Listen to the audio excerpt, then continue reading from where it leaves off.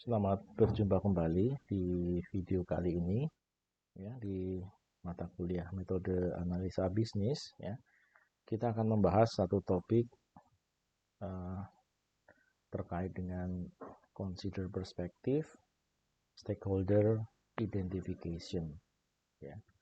Jadi memang stakeholder ini merupakan salah satu uh, hal ya dalam perspektif bisnis yang perlu menjadi pertimbangan ya di dalam proses ataupun menjalankan proses bisnis itu sendiri ya.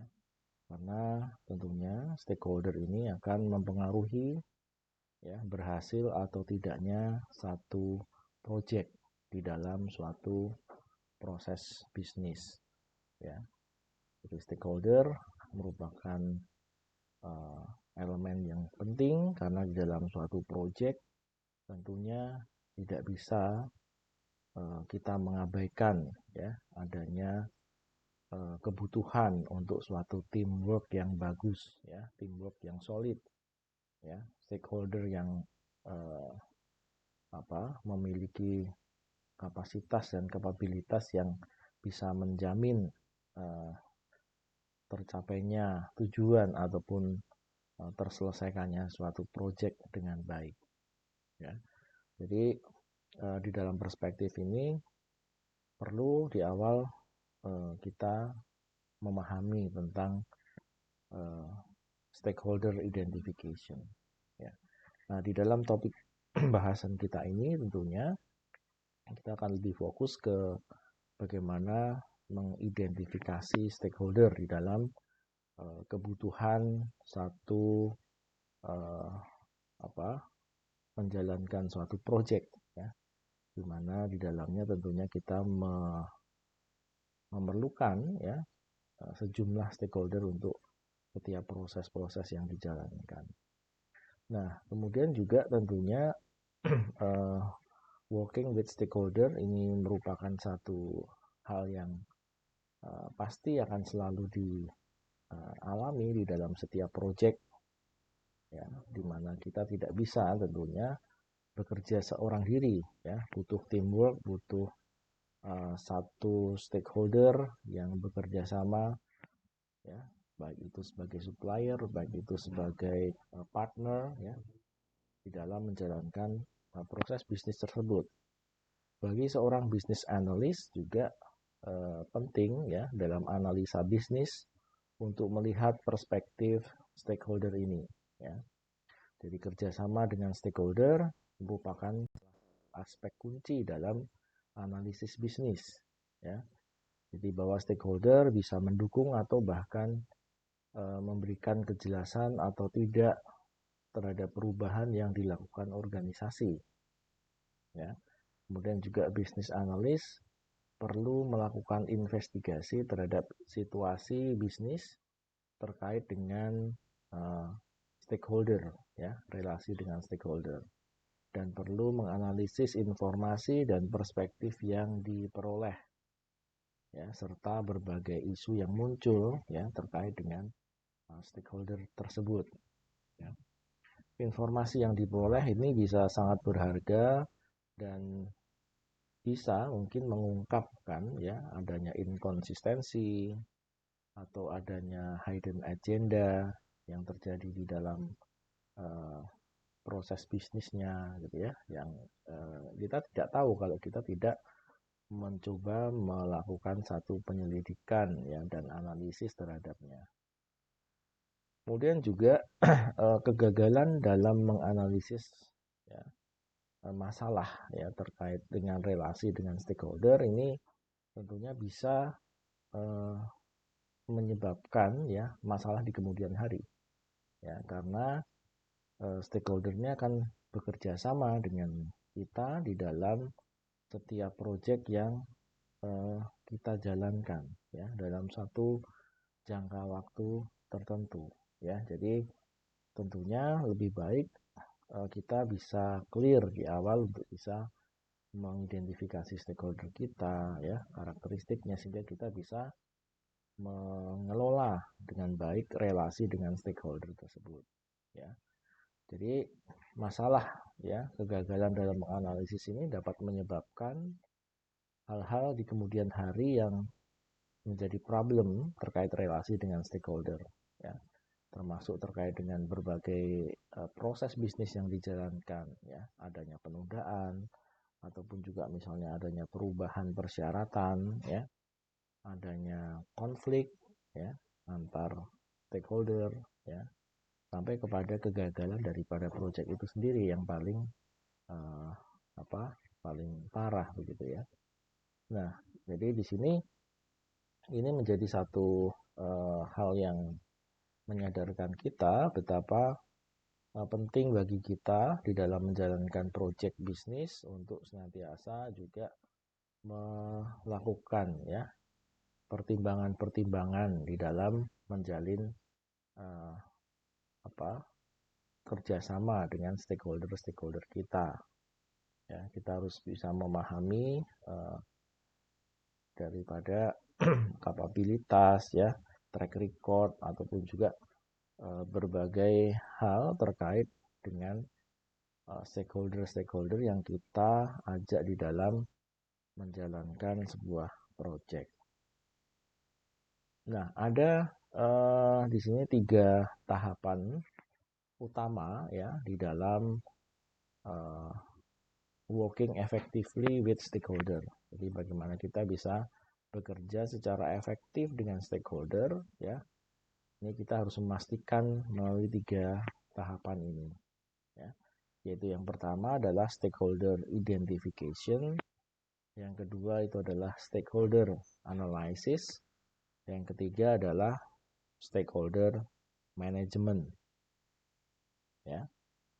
Nah, di dalam stakeholder identification di sini adalah poinnya adalah melakukan investigasi ya untuk mengidentifikasi stakeholder dalam uh, groups ya dalam satu project kita ya yang tentunya uh, akan senantiasa bekerja sama, memiliki keterkaitan dalam bekerja dan kepentingan ya di dalam menjalankan project bisnis. Sehingga perlu bagi kita untuk bisa melakukan identifikasi terkait dengan orang-orang yang bekerja sama dengan kita. To understand range of view where necessary and handle the differences. Ya.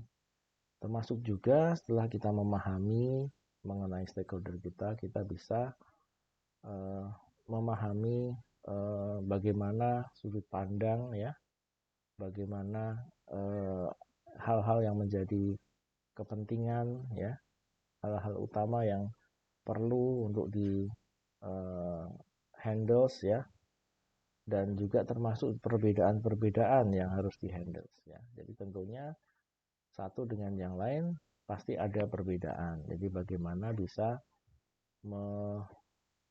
mengatur atau mengharmonisasikan ya berbagai situasi yang ada dengan stakeholder itu sehingga project yang dijalankan itu akan tetap bisa berjalan dengan baik ya dan tidak terjadi permasalahan. Ya, ada beberapa teknik untuk stakeholder identification di situ ya, yaitu terkait dengan stakeholder nomination during interview or workshop ya, kemudian background research ya, through document analysis. Kemudian juga ada istilahnya stakeholder wheels ya. Ini beberapa contoh ya teknik di dalam kaitannya dengan stakeholder identification. Kemudian terkait dengan stakeholder analysis ya, stakeholder analysis itu sendiri merupakan tahap setelah stakeholder identification ya. Examining all the stakeholder or group stakeholder and categorizing them according to the factor such as their level and influence and area of concern ya. Jadi mengkategorisasikan ya. Ini menganalisis ini kita setelah kita mengidentifikasi dari beberapa atau semua stakeholder yang ada ya, kita kategorisasikan ya terkait dengan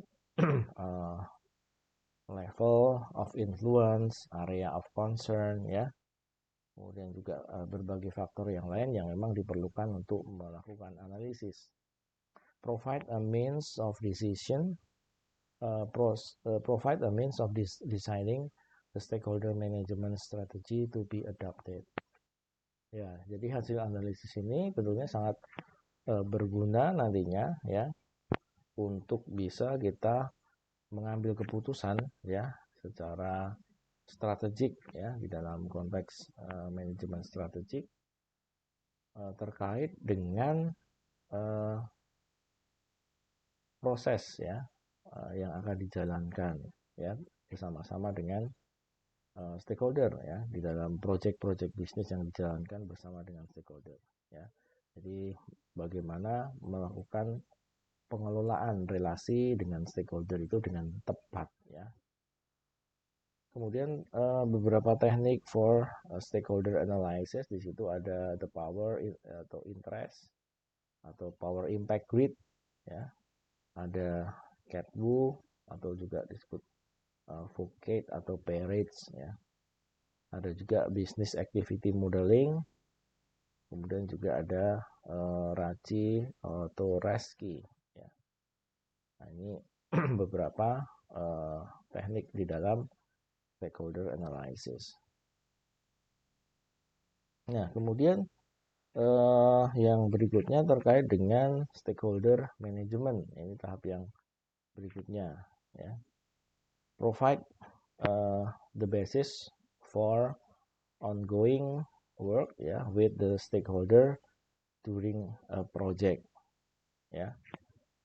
Jadi tentunya dengan stakeholder management ini menyediakan satu dasar ya, basis untuk kita bisa menjalankan kerjasama dengan setiap stakeholder yang terkait ya. Jadi kita punya mapping dan kita punya data terkait dengan stakeholder yang ada sehingga kita bisa memahami dan mengatur harmonisasi kerjasama dengan stakeholder tersebut. Involve identifying and implementing management strategy that enable analysts to deal with a range of stakeholder ya. Jadi terkait dengan identifikasi dan implementasi manajemen strategis ya. Ini kita bisa lebih mudah melakukan berbagai kesepakatan dan juga membangun relasi yang baik dengan stakeholder tersebut ya. Management strategies are based upon the categorization that has been carried out during stakeholder analysis. Nah, jadi di dalam stakeholder management ya, khususnya terkait dengan manajemen strategis, di sini kita memiliki kategorisasi dari setiap stakeholder yang ada ya, sehingga kita bisa memanfaatkan itu untuk berbagai kepentingan manajemen strategis. Selanjutnya, teknik in stakeholder management that assist with influencing stakeholder, negotiating with them, and managing conflict between them. Ya, jadi beberapa teknik di dalam stakeholder management ini terkait dengan teknik untuk terkaitnya mempengaruhi stakeholder ya, bernegosiasi dan juga mengelola konflik ya dengan stakeholder ya. Situ ada stakeholder management planning, ada Thomas Kilmann conflict mode instrument, ada juga principle negotiation ya. Jadi ini beberapa contoh terkait dengan stakeholder management. Jadi 3 tahapan ini menjadi rekomendasi untuk dijalankan ya supaya kita bisa bekerja sama dengan efektif dengan stakeholder yang ada di dalam project kita. Oke, di dalam video selanjutnya kita akan membahas terkait dengan teknik-teknik khususnya ya dengan stakeholder identification ya. Jadi ada stakeholder nomination, ada background research, dan stakeholder will. Kita akan lanjutkan di video selanjutnya.